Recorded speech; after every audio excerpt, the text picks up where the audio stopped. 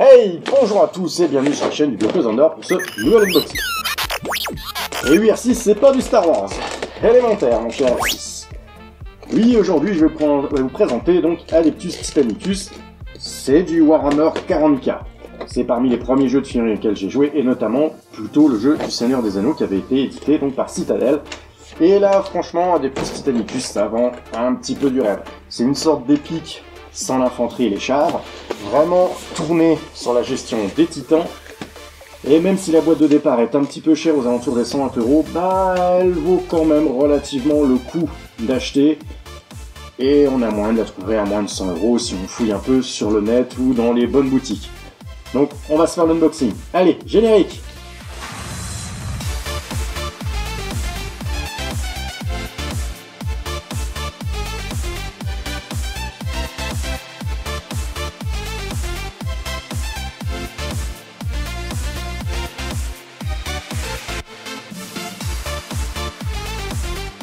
Bon allez, on va se regarder ce qu'il y a dans cette boîte.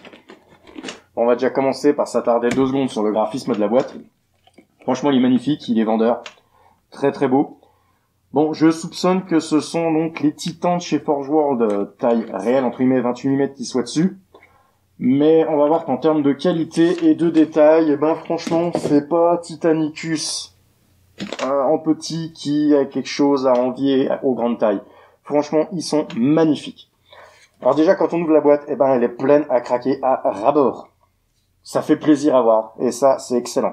Surtout quand tu lâches plus d'une centaine d'euros dans ta boîte de départ. On va commencer par la grappe de chevalier Cerastus.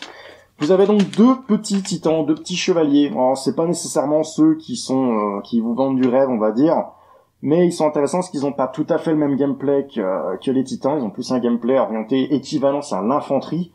Donc par rapport à Warhammer 40K standard, donc il vous laisse une bonne dose de flexibilité dans le jeu, et c'est pas mal du tout. Donc sur une grappe, vous avez 2 Cerastus, alors il n'y a pas trop d'options. Là c'est très classique, c'est vraiment... c'est un peu les titans bouche-trou dans la boîte, et bon, ils sont plus que bienvenus quand même. Ensuite, on va passer à mes préférés. Les titans Warehound. Alors, vous avez donc 3 grappes qui leur sont dédiées. C'est l'équivalence d'une boîte, donc, de 2 titans Warehound que vous pouvez retrouver pour une 55 €, une cinquantaine d'euros sur le net, suivant où vous l'achetez. C'est donc ce qu'il y a exactement dans la boîte, donc c'est pas mal. C'est vraiment bien. On a déjà une première grappe, donc, qui vous permet d'assembler, on va dire, le haut du corps, pour faire un petit raccourci. Et on voit que vous avez vraiment des coques, soit pour le chaos, soit pour les loyalistes. Ça va vous permettre déjà de base de bien noter le camp que vous jouez. Et avec quelques petites conversions, vous pourrez vraiment bien vous les mettre en main et les personnaliser. Cette grappe qui est donc plutôt orientée sur le bas du corps, on va dire, avec des jambes qui ne sont pas très articulées, mais vous avez quand même une bonne possibilité au niveau du placement des pieds quand même. Donc ils vous laisseront suffisamment de liberté pour faire de belles poses. Et si vous êtes adepte de la conversion, de toute façon, ça ne vous arrêtera pas. Et on voit que c'est très détaillé. Ensuite, vous avez une grappe donc d'armes pour les 2 titans. Vous avez à chaque fois un double. Donc vous avez 2 plasmas, 2 infernos, 2 canons destructors, 2 canons les mégabolteurs vulcains. Et bon, c'est les armes des Warhound. On en attendait pas moins, pas plus. Et ils ont sorti donc déjà au moment où je fais la vidéo une add-on pour pouvoir les armer pour le corps à corps chez Forge World. Ensuite, on va attaquer aux grosses bêtes de la boîte. Donc, dans cette boîte de départ, c'est 2 Rivers, 2 Warehound et 2 Cerastus. Pas de Warlord. Mais bon, la boîte de Warlord étant à 320 € de départ, je trouve que cette boîte-là est mieux en soi. Surtout que les Warlords, c'est peut-être particulier, c'est peut-être à moi, ils me vendent pas spécialement du rêve. Je préfère largement les Rivers. Donc là, même principe que pour les rounds, vous pouvez donc les assembler, que ce soit en loyaliste et en chaotique, sans trop de difficultés. Bon, vous n'avez pas de coque supérieure chaos, mais ce sont les épaulières. Par contre, la coque lisse vous permettra de faire beaucoup de conversions, et franchement, c'est pareil, au niveau des tailles, très très très beau. Comme je vous dis, ils n'ont rien à envier à leurs grands frères, entre guillemets, taille réelle. Les grappes, pour le bas des Rivers. Donc là, les pieds, pareil, pas trop d'articulation possible sur la base du pied, mais on voit qu'avec quelques coups de cutter, ce sera pas trop le problème de bouger tout ça. Et par contre, tout ce qui est vérin, on va dire l'équivalent de nos tendons, bah en fait, sont accolés et vont vous permettre de franchement lui donner de superbes poses. Sur le point là, ils sont franchement bien pensés. Alors, un truc qu'ils ont eu dans cette gamme de figurines qui mérite un peu le poil, c'est qu'en fait, ils vont vous sortir un Titan décliné avec plusieurs types d'armement, et ça, ils vont le faire en plusieurs boîtes. Donc en fait, si vous voulez varier l'armement, faut acheter des boîtes diverses. Bon, vous changez les armes, du coup, vous avez souvent des têtes différentes, ou c'est pas trop mal. Mais bon, ça froisse un petit peu, j'ai envie de dire. Par contre, si le River existe en 2 variantes au niveau des boîtes, eh bien dans la boîte de départ, ils vous ont bien mis les 2 possibilités. Et ça, c'est un plus, puisque vous n'arriverez pas à vous dire « Ah bah oui, mais j'aurais préféré l'autre modèle, et du coup, faut que j'achète une boîte en plus. » Non, vous avez les 2 modèles, et franchement, c'est bien. Donc vous en avez un où, notamment, c'est donc le Power Fist qui est à l'honneur, et l'autre, c'est le Chain Fist qui est à l'honneur. Mais vous trouverez donc des armes qui sont totalement différentes sur les 2 boîtes, comme par exemple le Melta, vous avez le canon Volcano, qui sont un peu plus spécifiques que les grosses Gatling et compagnie que vous trouvez de base, et les turbo-laser destructeurs, bien sûr. Du coup, un gros point supplémentaire, je dirais quand même, pour cette boîte, puisque vous avez vraiment les 2 modèles de possibles dès le départ. Donc vraiment de quoi choisir, ce que vous rachèterez par la suite. En dernier au niveau des grappes plastiques, on va terminer par la grappe entre guillemets de token, gabarit et un petit peu de décor. Vous avez donc tous ces petits pions sur le tour en 2 designs différents, mais vous pouvez interchanger au niveau de l'utilité, qui vous permettront donc de pointer la gestion de votre titan sur les cartes qu'on verra dans la deuxième partie. Les gros gabarits qui correspondent donc aux différentes tailles de socle des titans. Là, donc, même pour le Warlord, donc même si vous ajoutez un Warlord à votre armée, eh bien, la boîte est déjà prête à l'accueillir. Quelques petits éléments de décor. Un marqueur pour le premier joueur qui est magnifique. Faut dire ce qui est très très beau. Avec une superbe peinture, il sera vraiment super beau. Et vous avez ici quelques bunkers divers, donc en diverses configurations possibles, pouvant vous donner déjà des petits avantages assez sympathiques. Donc, dès cette boîte de base, vous allez découvrir que les stratagèmes à Titanicus, eh bien, ça ajoute un petit piquant en vos parties. Allez, on va passer à la suite dans la deuxième partie.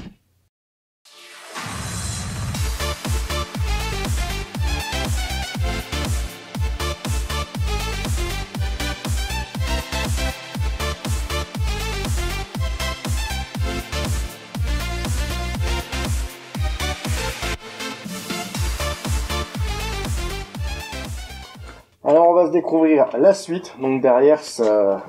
Bon, c'est pas vraiment un poster parce que c'est vraiment cartonné, ils le font de plus en plus maintenant, vous avez entre guillemets une belle petite affiche à mettre au fond. Bien sûr le côté publicitaire, achetez nos extensions. Bon, ils ont pas mal de belles extensions quand même, mais il faut dire qu'il y a ce qu'il faut. Mais bref, ça fait toujours plaisir cette petite planche cartonnée avec un beau décor. Alors, on va commencer par le plan pour les titans. Alors Warhammer, ça fait très longtemps qu'ils font des plans qui sont clairs. Sur le point là, j'ai jamais trop eu rien à dire en 10 ou 20 ans de Warhammer. Et ils ont pas baissé leur qualité sur les plans. La Warhound, donc voilà, toujours clair, étape par étape, les choix d'armement, tout. Non, franchement, c'est très bien. À noter aussi que ces figurines sont facilement magnétisables. Et ça, c'est un plus. On dirait presque qu'elles sont prévues pour. Alors, petit bémol pour le River. Je vous ai dit qu'il y avait les 2 modèles de River dans la boîte, mais le plan n'est que pour un modèle. C'est un petit peu dommage. Après, la complexité d'assemblage n'est pas violente, hein, donc pour assembler les canons Volcano ou le Chain Fist, c'est à la limite on regarde l'image et on sait comment ça se monte. Les pièces ont toujours été très claires et bien faites, quoi. Donc il y aura pas de souci pour le montage. Vous avez donc les socles.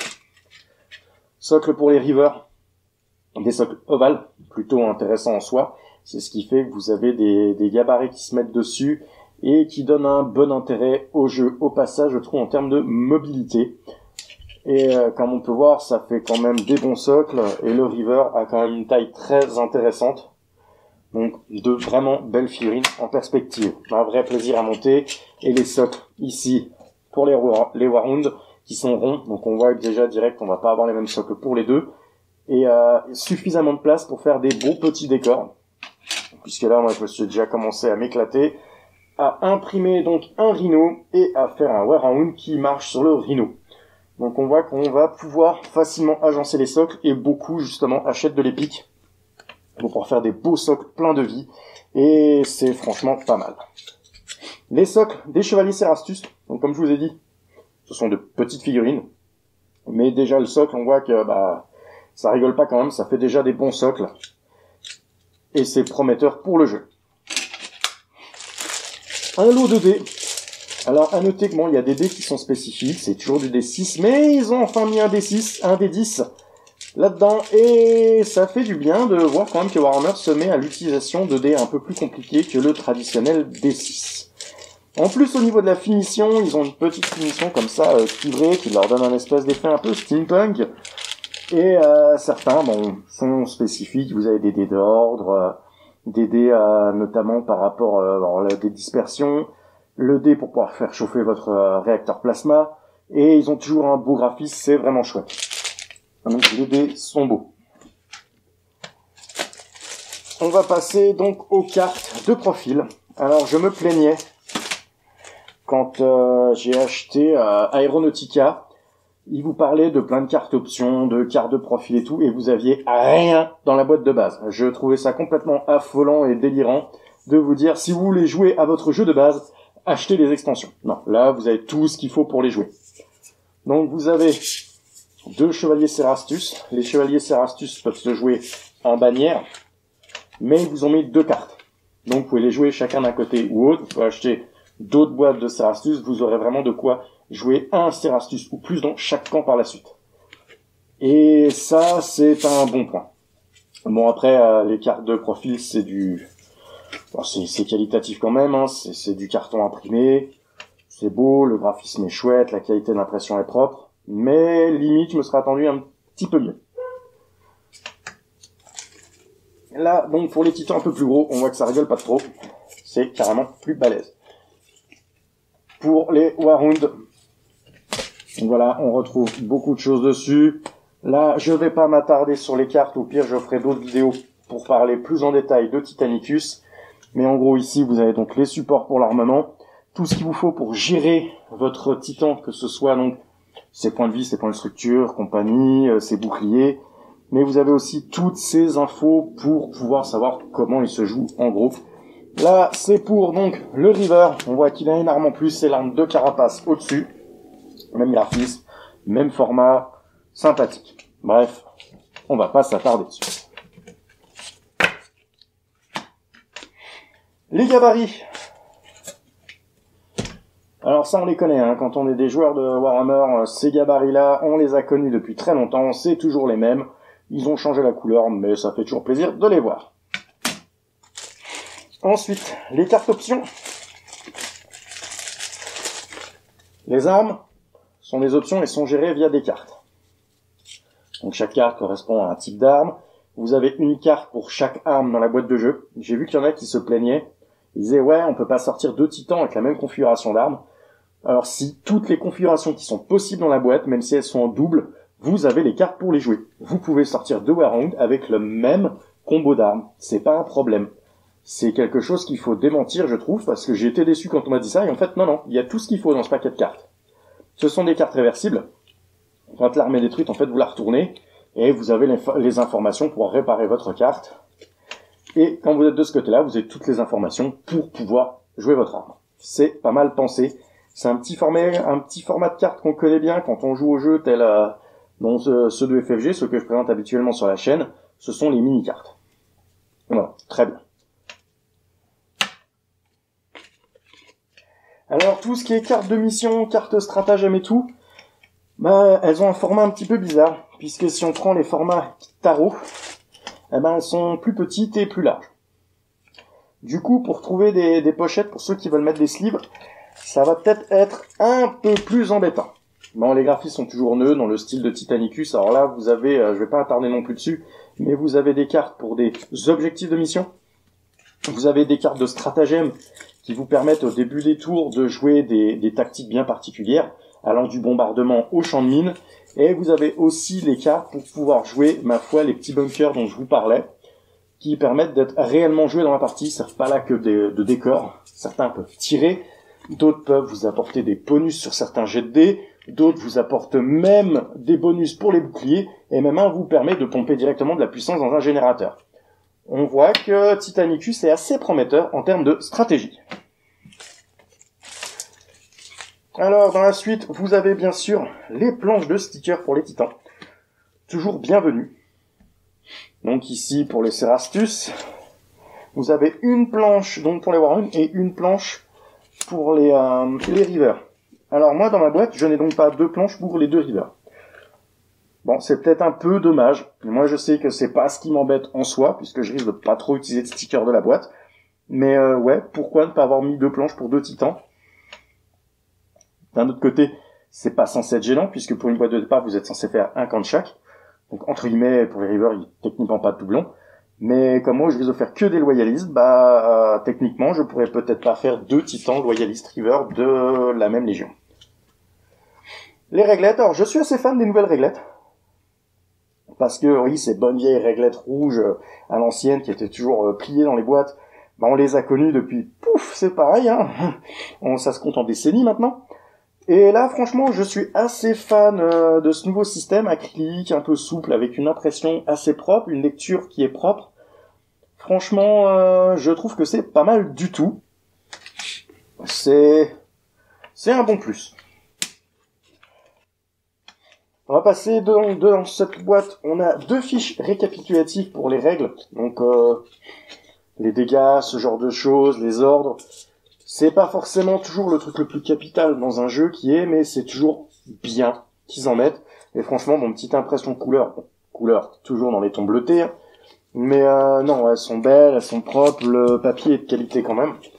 Donc il devrait être relativement durable, donc le temps d'apprendre les règles correctement, ça va être un bon outil en plus. Ensuite, on passe au livre de règles. Alors, il est beau, faut dire ce qu'il est, il est chouette. Alors ça, c'est la version couverture souple, dans les boîtes dites de luxe, à plus de 200 €, ou quand vous achetez les kits séparément. Vous pouvez acheter un kit de règles, notamment où il y a les dés, les cartes stratagèmes, la gramme de tokens de base, qui coûte quand même une cinquantaine d'euros à vue de nez, de souvenirs. C'est un couverture rigide. Un peu plus beau, mais franchement, ça démérite pas, ça reste pratique quand même. Au niveau de l'impression, alors déjà, c'est un codex qui est tout couleur. Donc c'est pas mal, ce petit rulebook franchement est propre. On retrouve ce ton bleuté un peu partout, donc ça garde une bonne nuance de base, on sait qu'on est Adeptus Titanicus, et franchement on a des belles gravures, même pour pouvoir monter, donc pour avoir des idées de couleur ou autre, il y a de belles choses dedans, il y a un petit peu d'histoire, il y a des règles, mais le gros point noir, même si la boîte est à 120 € de départ, c'est pas traduit. Ce livre est en anglais. Donc à moins d'être bilingue, ça arrive d'être compliqué pour certains, puisque c'est toujours un peu technique les règles, surtout que là on est sur des règles de Warhammer, elles sont quand même pointues. Faut savoir qu'il suffit de taper en fait Adeptus Titanicus règles français PDF, et quelqu'un a traduit les règles, et c'est bien. Alors il a traduit que la partie règles, pas toutes les petites histoires et tout, mais il a fait un gros travail, que je trouve notamment très très correct. Il y a 2-3 petites fautes de frappe ou des trucs comme ça dedans, faudra laisser quand même être gentil quoi. Mais allez, à 99,9%, il est très très bien, je vous le recommande. Donc ces règles en anglais, c'est pas ce qui doit vous arrêter. Alors le livre est bien, c'est bien de l'avoir, mais l'avoir en français, à imprimer ou garder comme ça en format PDF, c'est très très bien. Donc ça doit vraiment pas être le point noir de la boîte qui doit vous freiner, parce que le jeu, en plus, les règles, elles sont intéressantes. Alors je vais pas dire qu'elles sont simples, ça reste des mécaniques, donc de chez Game Workshop, c'est des mécaniques très intéressantes. Et du coup, voilà, c'est pas du tout ça qui doit vous freiner. Allez-y, achetez. La boîte de départ est rentable en soi. C'est même rare qu'ils fassent des boîtes de départ qui soient rentables. Faut dire ce qui est. Et là, franchement, n'hésitez pas. Ce jeu est vraiment bien. J'espère que cette vidéo vous a plu, vous aura été utile. N'hésitez pas à vous abonner, liker et partager la vidéo. Et peut-être que je referai 2-3 vidéos sur Titanicus pour vous présenter un peu plus en détail la gamme. Allez, à la prochaine!